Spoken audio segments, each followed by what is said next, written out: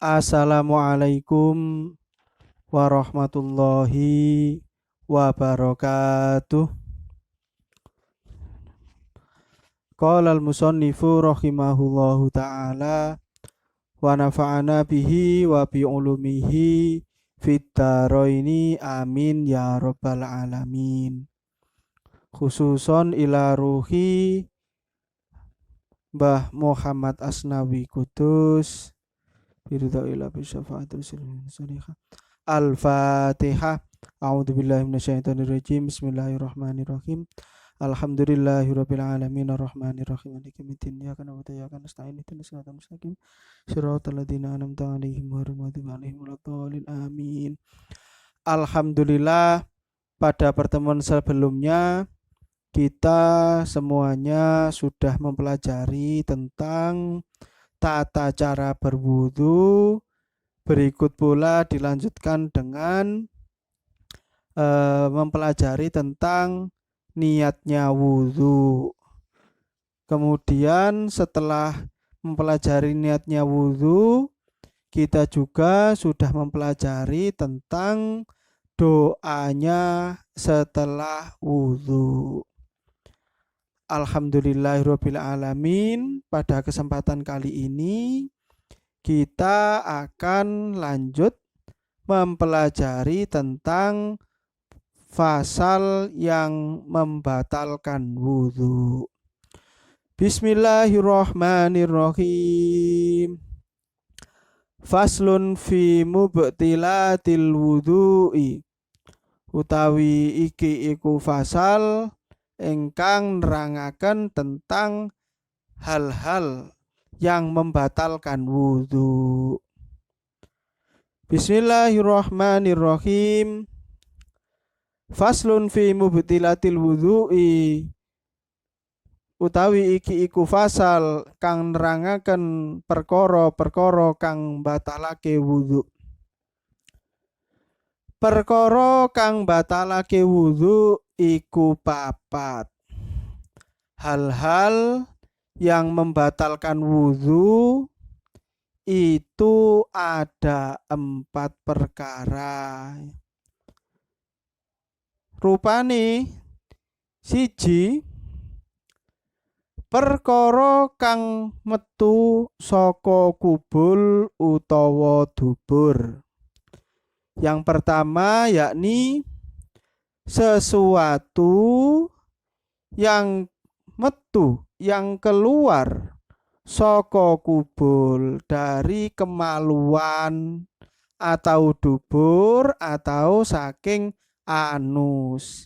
Jadi bila ada benda yang keluar dari kemaluan kita atau dari anus kita, contoh bendanya seperti apa? Rupa apa bae kejaba mani. Jadi yang keluar dari kemaluan kita maupun dari anus kita, apapun itu kecuali mani, maka itu membatalkan wudu. Keterangan selanjutnya, yen mani ora batalake wudu. Jadi kalau yang keluar itu mani, maka mani itu tidak membatalkan wudu. Nanging majibake adus. Tetapi untuk mani itu mewajibkan adus atau mandi besar. Perkara kang kaping pindho inggih menika ilange akal sebab turu. Hilangnya akal disebabkan yang pertama adalah turu atau tidur. Hilang akal yang kedua yakni edan atau gila, menjadi gila. Lalu ayan, terkena penyakit ayan. Kemudian hilangnya akal selanjutnya adalah karena mendem. Mendem itu mabuk. Lan liya-liyane dan sebab-sebab hilangnya akal yang lain-lainnya. Kemudian dene turu kang ora batalake wudu. Kemudian dibahas tentang tidur sekarang. Dene turu kang ora batalake wudu untuk tidur yang tidak membatalkan wudu itu seperti apa?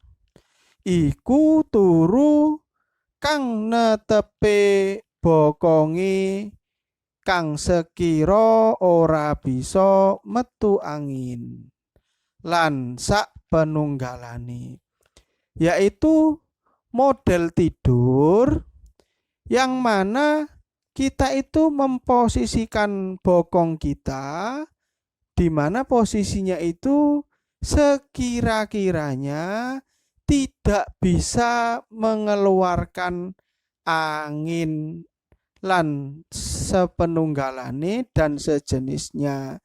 Jadi posisi tidur itu ternyata ada yang tidak membatalkan wudhu.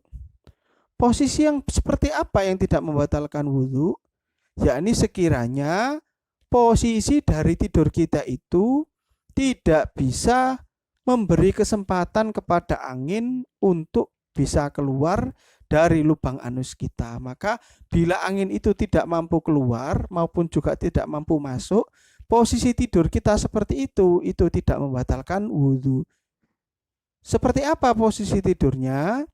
Yakni posisi tidur yang kita tidur itu sambil duduk, duduknya duduk jejak.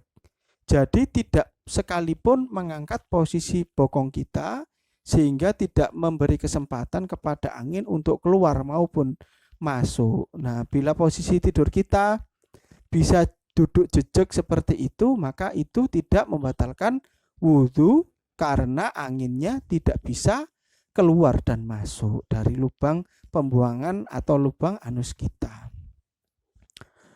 Kaping telu, kedemek kulite wong lanang karo wong wadon. Yang nomor 3 ini adalah tersentuhnya kulit dari seorang laki-laki dengan kulitnya seorang perempuan. Senajan ora jarak, saat tidak ada jarak atau tidak ada penghalang. Nanging syarate yen podo gede karuni. Ada syarat tambahan yakni baik laki-laki maupun perempuan itu sudah gede karuni. Artinya gede karuni itu baik si laki-laki maupun si perempuan itu sudah balik. Lanjut lagi, lan wong liya ora sanae, dan orang lain yang tidak menjadi saudara sedarahnya. Tegese kedemek karo wong kang halal dinikah. Maksudnya bagaimana saudara itu? Ya, ini penjelasannya adalah kedemek karo wong kang halal dinikah, yakni tersentuh oleh orang yang orangnya itu halal untuk kita nikahi. Tur ora nganggo aling-aling. Dan juga tersentuhnya itu tidak ada penghalang sama sekali. Jadi kalau kita itu menyentuh laki-laki maupun perempuan, menyentuh lawan jenisnya, yang mana lawan jenisnya itu adalah orang yang halal untuk dinikahi, dan tidak ada penghalang antara kulitnya si laki-laki maupun si kulit perempuan, maka sentuhan model seperti itu akan membatalkan wudhu untuk syarat atau ciri membatalkan wudhu yang ketiga ini. Kemudian ingkang kaping papat, rupane kedemek kubul utawa dubur anak Adam, yakni menyentuhnya kubul. Kubul itu adalah kemaluan, utawa dubur atau menyentuh anus anak Adam. Jadi menyentuh kemaluan ataupun juga anus dari anak Adam. Lanang utawa wadon, baik itu laki-laki maupun perempuan. Apakah ada syarat tambahan? Ya, keterangannya adalah olehin demek kanthi batine epek-epek utawa batine drijine. Untuk menyentuhnya itu yakni menggunakan telapak tangan atau dalamnya telapak tangan, yakni batine epek-epek bagian dalamnya telapak tangan, atau batine driji atau bagian dalamnya jari-jari yang kulit berwarna putih ini. Jadi ini adalah kalau menyentuh kemaluan ataupun menyentuh anus dengan menggunakan epek-epek, ini epek-epek, atau menggunakan driji. Nah, ini driji, putih-putih ini driji, ini batin bagian dalam ya. Maka itu membatalkan wudhu. Senajan kubul utawa dubure dhewe, walaupun kemaluan maupun anus yang disentuh itu adalah kemaluannya sendiri atau anusnya sendiri, itu juga tetap sama, yakni membatalkan wudhu. Lanjut lagi, dene kang diarani batene epek-epek lan driji. Nah, yang dimaksud dengan bagian dalamnya batine epek-epek, bagian dalamnya telapak tangan dan juga jari, itu batasannya seperti apa? Iku nalika tangan loro ditangkepake, ketika batasnya itu ketika dua jari ditangkepake atau dilekatkan seperti ini, kemudian endi kang ora katon diarani batin. Mana ketika tangan kita ditempelkan seperti itu, mana bagian yang sudah tidak terlihat dalamannya.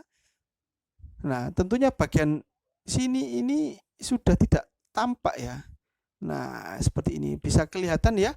Pokoknya sekiranya itu bagian dalam telapak tangan maupun bagian dalamnya jari yang tidak tampak itu dari luar, maka itu sudah termasuk dalam bagian dalam.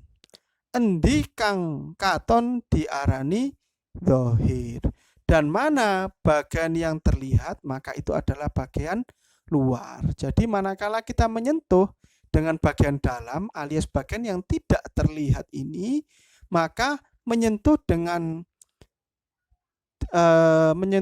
telapak tangan maupun dengan bagian dalamnya jari itu yang tidak terlihat, menyentuh kemaluan maupun menyentuh anus, baik itu milik kita sendiri maupun juga bukan milik kita, maka hal tersebut sudah membatalkan wudhu kita sendiri. Jadi seperti itu. Semisalkan ada hal-hal yang seperti itu tadi, maka 4 hal tersebut sudah membatalkan wudhu kita. Jadi hal-hal yang membatalkan wudhu tadi itu adalah yang pertama, ketika keluarnya sesuatu itu dari bagian kemaluan kita maupun bagian dari anus kita selain air mani, maka itu membatalkan wudhu kita. Kemudian yang kedua penyebab membatalkan wudhu adalah hilangnya akal karena tidur, kemudian karena gila, karena sakit ayan, kemudian dikarenakan mabuk atau mendem, dan sejenisnya. Lalu hal ketiga yang membatalkan wudhu yakni tersentuhnya kulit laki-laki dengan kulit perempuan yang tanpa ada halangan, dan kulit dan laki-laki atau perempuan tadi itu adalah orang yang masing-masing halal untuk dinikahi. Maka menyentuhnya itu adalah menjadikan wudhunya itu batal. Kemudian yang keempat adalah menyentuh kemaluan maupun menyentuh anus, baik itu miliknya sendiri maupun bukan, dengan menggunakan telapak tangan dalam itu maupun bagian jari bagian dalam yang berwarna putih tadi itu ya, yang tidak terlihat secara zahir alias secara bagian dalam yang tidak tampak oleh mata luar ketika ditekan ditutup tadi kanan dan kiri itu adalah batasan ketika bagian itu menyentuh kemaluan maupun anus, maka otomatis langsung membatalkan wudhu yang sedang kita miliki saat itu. Wallahu a'lam bishawab. Semoga kita semuanya bisa mendapatkan ilmu yang manfaat dan barokah dari keterangan tentang hal-hal atau perkara-perkara yang membatalkan wudhu itu tadi. Alhamdulillahirabbil alamin. Allahumma anfa'na bima 'allamtana wa 'allimna ma yanfa'una warzuqna uluman tanfa'una bi rahmatika arhamar rahimin.